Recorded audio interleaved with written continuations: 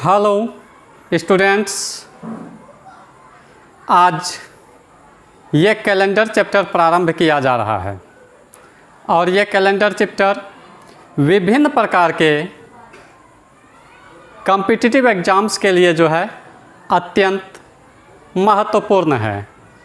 खास करके अभी आप लोग जान रहे होंगे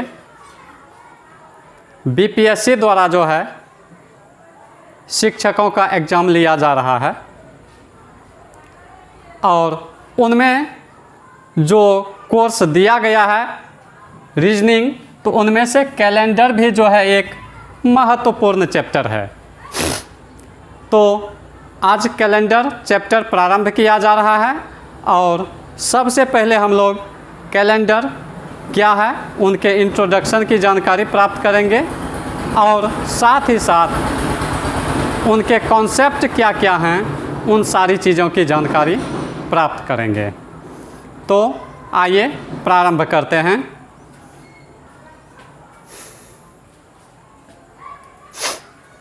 तो कैलेंडर क्या है? कैलेंडर के बारे में जो आप देख रहे हैं, कैलेंडर कहा जाता है किसी भी वर्ष में निहित महीने, तिथि और दिनों को जो तालिका निरूपित करती है उसी तालिका को कैलेंडर कहा जाता है। यानी कैलेंडर में हमें जो है दिन की जानकारी प्राप्त मिलती है, तिथि की जानकारी प्राप्त होती है, महीने की भी जानकारी प्राप्त होती है। तो कैलेंडर की कुछ इकाइयां हैं और कितनी इकाइयां हैं इसकी जानकारी आगे बढ़ के प्राप्त करते हैं।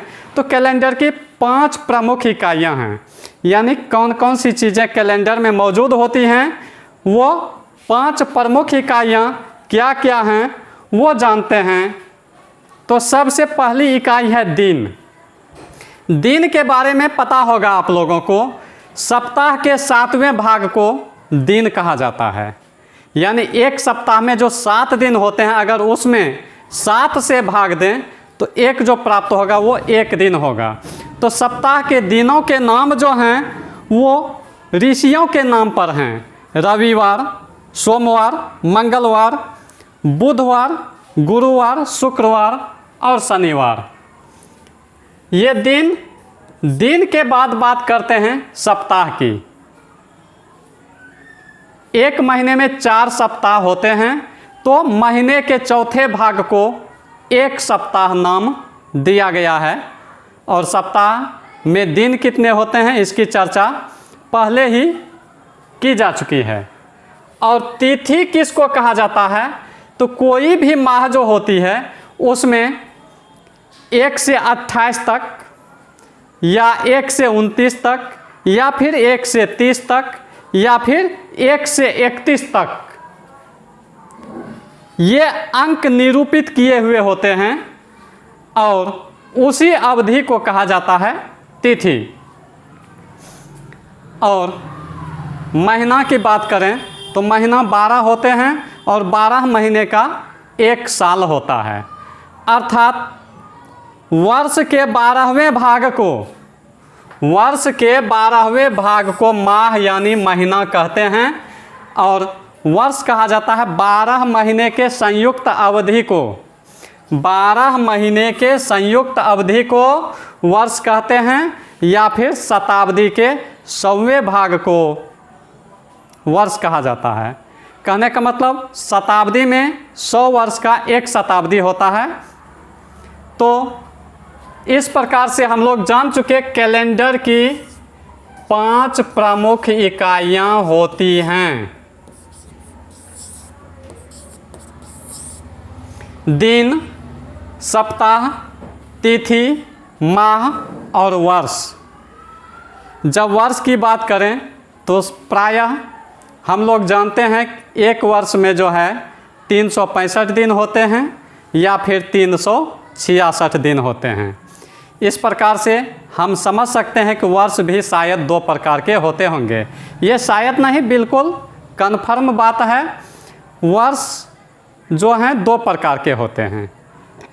एक वर्ष ऐसे होते हैं जिसमें 365 दिन होते हैं एक वर्ष ऐसे होते हैं जिसमें 366 दिन होते हैं। तो जिस वर्ष में 365 दिन होते हैं उसको सामान्य वर्ष नाम दिया गया है, अर्थात जनरल ईयर।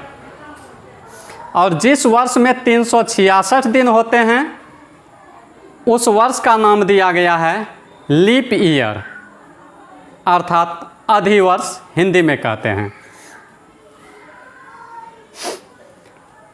सामान्य वर्ष 365 दिन होते हैं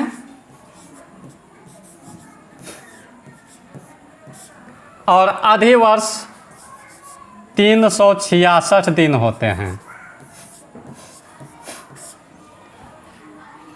तो वर्ष में जो 12 महीने होते हैं इसमें से 4 ऐसे मंथ हैं जिसमें केवल 30 दिन होते हैं, 7 महीने ऐसे हैं जिसमें 31 दिन होते हैं और एक माह बचता है फरवरी, जिसमें या तो 28 दिन होते हैं या फिर 29 दिन होते हैं।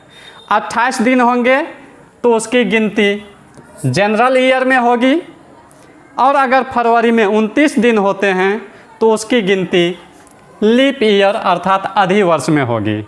तो अब 365 और 366 क्या है? तो 365 दिन कब होता है और 366 दिन कब होता है?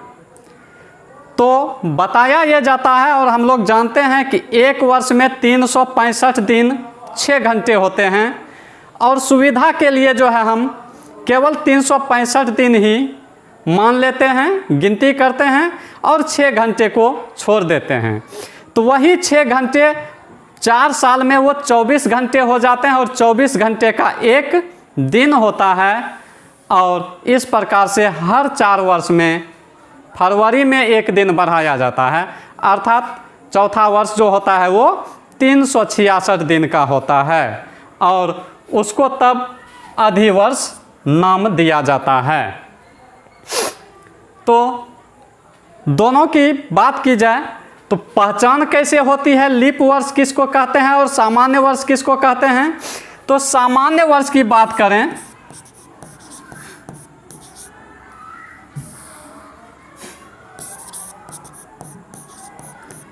सामान्य वर्ष जो होते हैं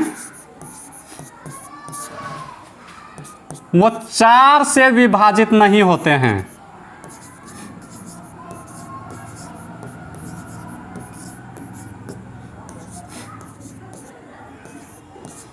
कहने का मतलब मान के चलिए कि ये 2023 ईस्वी चल रही है और इस वर्ष में हम 4 से भाग दें, अर्थात 2023 में 4 से भाग दें तो ये पूरी तरह से विभाजित नहीं होगी, अर्थात 2023 जो है वो सामान्य वर्ष है। और अधिवर्ष उसको कहा जाता है जो 4 से विभाजित होती है।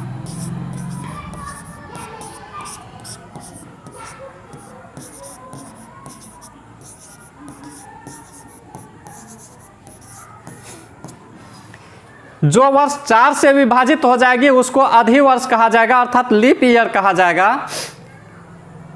और तब उसमें फरवरी में एक दिन बढ़ जाएगा। और बात है, कहने का मतलब ये जो 2023 के बाद 2024 आएगी तो वो लीप ईयर की श्रेणी में आएगी। तो अब एक और बात जो महत्वपूर्ण बात है उसकी बात करते हैं हम लोग। अगर कहा जाए कि ये 1400 लिखा गया है, ये ईस्वी जो है 1400 ईस्वी ये क्या होगी? जनरल ईयर होगी या फिर लीप ईयर होगी? क्योंकि अगर इसमें 4 से भाग दे तो ये 4 से विभाजित हो जाती है, तो क्या ये लीप ईयर है? तो इसका जवाब मिलेगा कि ये लीप ईयर नहीं है। अब प्रश्न ये उठता है कि हमने बताया है कि ये 4 से विभाजित होने वाली जो है ईस्वी जो है वो लीप ईयर होती है, लेकिन ये 4 से विभाजित होती है लेकिन ये लीप ईयर नहीं है। तो सबसे प्रमुख कारण क्या है, जितने भी शताब्दी वर्ष होते हैं, शताब्दी वर्ष को 400 से भाग करना पड़ता है। 400 से भाग करने के बाद यदि वो पूरी तरह से विभाजित होती है तब वो शताब्दी वर्ष जो है अधिवर्ष की श्रेणी में आएगी, अन्यथा उसे लीप ईयर कहा जाएगा। लीप ईयर कहते हैं, सामान्य वर्ष कहा जाएगा।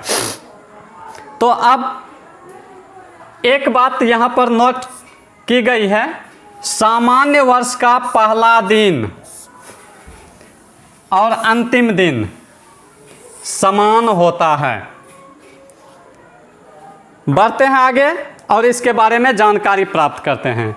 तो यहाँ पर लिखा हुआ था सामान्य वर्ष का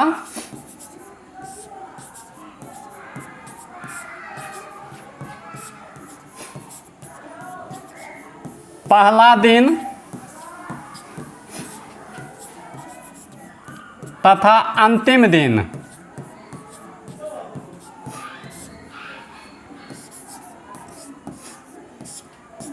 समान होता है।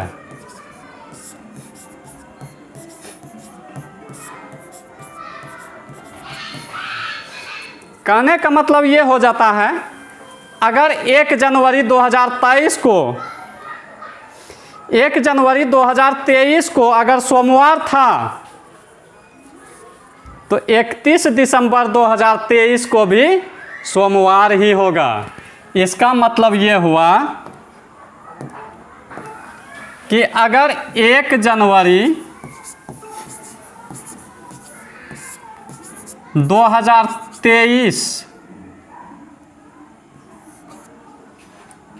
को सोमवार है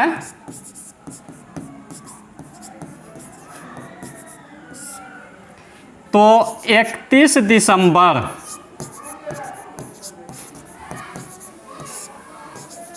2023 को भी सोमवार ही होगा।